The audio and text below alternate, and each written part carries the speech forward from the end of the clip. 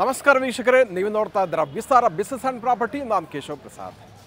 ವೀಕ್ಷಕರೇ, SSLC ಓದಿರುವ ಒಬ್ಬ ಮಹಿಳೆ ಕಾಂಡಿಮೆಂಟ್ಸನ್ನು ಮಾಡಿ ವರ್ಷಕ್ಕೆ 2 ಕೋಟಿ ರೂಪಾಯಿಗೆ ಹೆಚ್ಚು ಇನ್ಕಮನ್ನು ಗಳಿಸ್ಬೋದು ಅಂದರೆ ನೀವು ನಂಬ್ತೀರಾ? ಆದರೂ ನಿಜ. ನಾವು ಇವತ್ತಿನ ಎಪಿಸೋಡ್ನಲ್ಲಿ ಬೆಂಗಳೂರಿನ ವಿವಿಪುರಂನ ಸಜ್ಜನರಾವ್ ಸರ್ಕಲ್ನಲ್ಲಿರುವ ವಾಸವಿ ಕಾಂಡಿಮೆಂಟ್ಸ್ ಮುಂದೆ ಇದ್ದಾರೆ. ವಾಸವಿ ಕಾಂಡಿಮೆಂಟ್ಸ್ನ ಸ್ಥಾಪಕರಾದಂತಹ ಗೀತಾ ಶಿವಕುಮಾರ್ ಅವರಿಂದ ನಾವು ಅವರ ಬಿಸ್ನೆಸ್ ಸಕ್ಸಸ್ ಸ್ಟೋರಿನ ತಿಳ್ಕೊಳ್ಳೋಣ.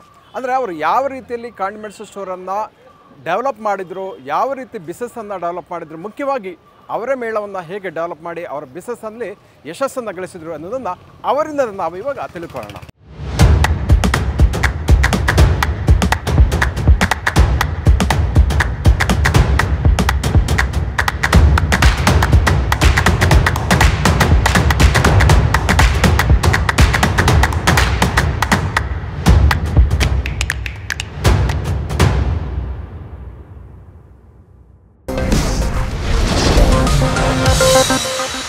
ನಮಸ್ಕಾರ, ನಾನು ವಾಸವಿ ಕಾಂಡಿಮೆಂಟ್ಸ್ ಮಾಲೀಕಳಾದ ಗೀತಾ ಮಾತಾಡುತ್ತಿದ್ದೇನೆ. ನಾವು ಈಗ 99ನಲ್ಲಿ ಫಸ್ಟು ಅವರೇ ಬೆಳೆ ಮೇಳ ಸಜ್ಜನರಾವ್ ಸರ್ಕಲ್ನಲ್ಲಿ ಸ್ಟಾರ್ಟ್ ಮಾಡಿದ್ದು. ಇದು 24ನೇ ವರ್ಷ ಕಾಲಿಟ್ಟಿದೆ. ಆದರೆ ನಾನು ಸ್ಟಾರ್ಟ್ ಮಾಡಿದಾಗ ನಾವು ಪ್ರತಿಯೊಂದೂ ಕಡಲೆಬೇಳೆ, ಅಕ್ಕಿ, ರಾಗಿ ಹಿಟ್ಟು, ರಾಗಿ ಮತ್ತು ನಾವು ಎಲ್ಲ ನಮ್ಮ ಫ್ಲೋರ್ ಮಿಲ್ಲೇ ಇದೆ, ಅದರಲ್ಲೇ ಬೀಸ್ಕೊಳ್ಳೋದು. ಮತ್ತು ಈರುಳ್ಳಿ ಎಷ್ಟೇ ಬೆಲೆ ಆದರೂ ನಾವು ಈರುಳ್ಳಿ, ಒಳ್ಳೆ ಈರುಳ್ಳಿ ಮತ್ತು ಆಲೂಗಡ್ಡೆ ಮತ್ತು ಕೊತ್ತಂಬರಿ ಸೊಪ್ಪು, ಪುದೀನ, ಬೆಳ್ಳುಳ್ಳಿ ಯಥೇಚ್ಛವಾಗಿ ಬೇಕಾಗುತ್ತೆ ನಮಗೆ. ಮಸಾಲೆ ವಡೆಗೆ ಇದೆಲ್ಲನೂ ನಾವು ಯೂಸ್ ಮಾಡ್ತೀವಿ. ತುಂಬ ಟೇಸ್ಟಿ ಇರುತ್ತೆ. ಅದನ್ನೇ ಹೇಳ್ತಾರೆ, ನೀವು ಕ್ವಾಲಿಟಿ ಕೊಡ್ತಾ ಇರೋದ್ರಿಂದನೇ ಈ ಟೇಸ್ಟ್ ಬರುತ್ತೆ ಅಂತ. ಆಮೇಲೆ ಇದು ಅವರೆಬೇಳೆಗೆ ಪುದೀನ ಅವರೆಬೇಳೆ, ಗಾರ್ಲಿಕ್ ಅವರೆಬೇಳೆ ಮತ್ತು ಪೆಪ್ಪರ್ ಅವರೆಬೇಳೆ, ಗೋಡಂಬಿ ಮಿಕ್ಸು, ಕಾಂಗ್ರೆಸ್ ಮಿಕ್ಸು ಅಂತ ಸುಮಾರು ವೆರೈಟಿ. ಸ್ಟಾರ್ಟಿಂಗಲ್ಲೇ ಒಂದು 30-40 ವೆರೈಟಿ ನಾವು ಮಾಡ್ತಾಯಿದ್ವಿ.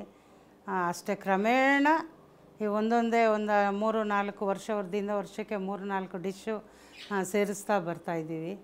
ಈ ವರ್ಷ ಒಂದು ಡ್ರ್ಯಾಗನ್ ಸ್ವೀಟ್ಸ್ ಅಂತ ಒಂದು ಡ್ರ್ಯಾಗನ್ ಫ್ರೂಟು ಹಾಕಿ ಸ್ವೀಟ್ ಮಾಡ್ತಾಯಿದ್ದೀವಿ. ಆಮೇಲೆ ನಾಟಿ ಬೆಲ್ಲ ಅಂತ ಹಳ್ಳಿಗಳಲ್ಲಿ ವಿತೌಟ್ ಕೆಮಿಕಲ್ ಸಿಗುತ್ತೆ, ಅದನ್ನು ತಂದು ಸ್ವೀಟ್ ತಿಂದ್ರೂ ಏನೂ ತೊಂದರೆ ಆಗಲ್ಲ ಅನ್ನೋ ಇದಕ್ಕೆ ಈ ವರ್ಷ ಅದನ್ನು ತರಿಸಿ ಸ್ವೀಟ್ಸ್ ಎಲ್ಲ ಮಾಡಿಸ್ತಾಯಿದ್ದೀವಿ. ಮತ್ತು ನಾವು ಏನು ಅಂತಂದರೆ ಯಾವ ಅಡಕು ತೊಡಕುಗಳು ಅಂತಂದರೆ ನಾವು ಹೆಜ್ಜೆಗೂ ತುಂಬ ಎಲ್ಲ ರೀತಿಯಿಂದಲೂ ಕೆಲವರು ನಮಗೆ ಸಹಕಾರ ಕೊಟ್ಟಿದ್ದಾರೆ. ಕೆಲವರು ಯಾಕೆ ಇದೆಲ್ಲ ಟ್ರಾಫಿಕ್ ಜಾಮ್ ಆಗುತ್ತೆ, ಬರೀ ನಾವು ಒಂದು ಹೆಂಗಸು ಇಷ್ಟೆಲ್ಲ ಶ್ರಮಪಟ್ಟು ಮಾಡ್ತಾಯಿದ್ದಾಳೆ ಅಂತ ಸಪೋರ್ಟ್ ಮಾಡೋರು ಇದ್ದಾರೆ. ಅದನ್ನು ಬೇಡ ಅಂಥೇಳಿ ತುಂಬ ನಮಗೆ ವರ್ಷದಿಂದ ವರ್ಷಕ್ಕೆ ತೊಂದರೆ ಕೊಟ್ಟವರು ಇದ್ದಾರೆ.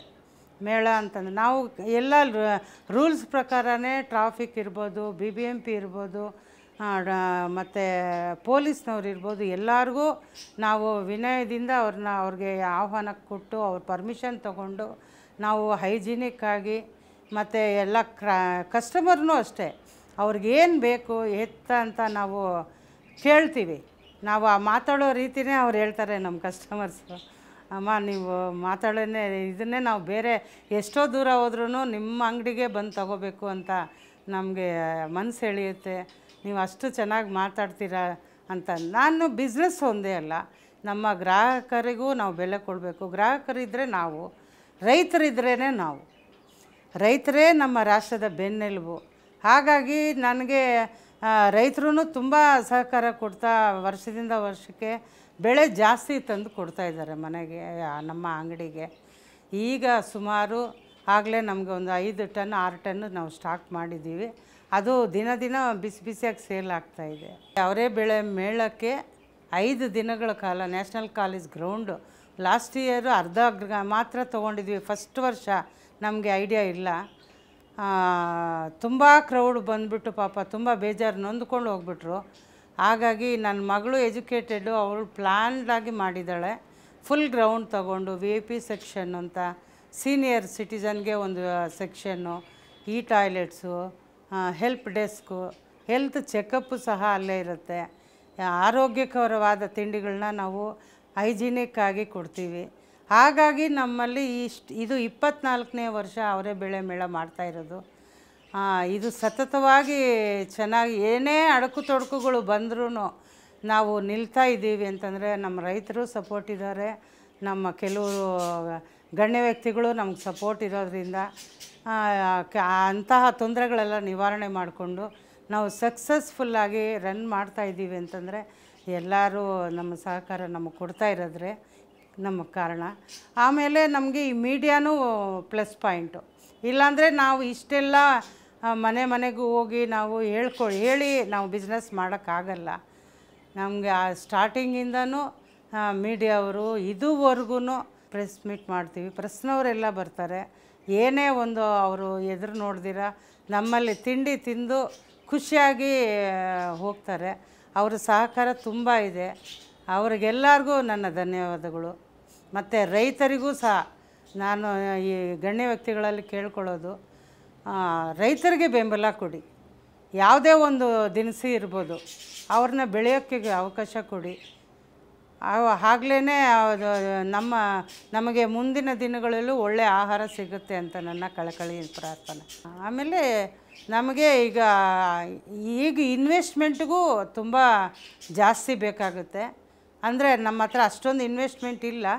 ಈಗ ಅಲ್ಲಿ ಅಡ್ಜಸ್ಟ್ ಮಾಡಿ ನನ್ನ ಮಗಳಿಗೆ ಇನ್ಚಾರ್ಜ್ ಕೊಟ್ಟಿದ್ದೀನಿ. ನಾನು ಎಲ್ಲ ಕಿಚನ್ ಇನ್ಚಾರ್ಜು, ಕ್ವಾಲಿಟಿ ನೋಡಿಕೊಂಡು ನಾನು ಎಲ್ಲ ಕಡೆ ಓಡಾಡ್ತಾ ಇರ್ತೀನಿ. ನನ್ನ ಮಗಳು ಎಲ್ಲ ನೋಡ್ಕೊಳ್ತಾರೆ. ಈಗ ನಮಗೆ ಮೇಳಕ್ಕೆ ಇನ್ವೆಸ್ಟ್ ಮಾಡ್ತೀವಲ್ಲ, ಅದೇ ನಮಗೆ 2 ಕೋಟಿ ಟರ್ನ್ ಓವರ್ ಆಗುತ್ತೆ. ನಾನು ಹೇಳೋದು ಒಂದೇ, ಹೆಣ್ಣುಮಕ್ಕಳು ಯಾರೇ ಆಗಲಿ ಒಂದು ಮನಸ್ಸು ಮಾಡಿ ಹಠ ಮಾಡಿ ನಿಂತರೆ ಕೆಲವು ತೊಂದರೆಗಳು ಮನೆಯಲ್ಲಿ ಸಂಸಾರ ಅಂದರೆ ಅದು ಸಾಮಾನ್ಯ.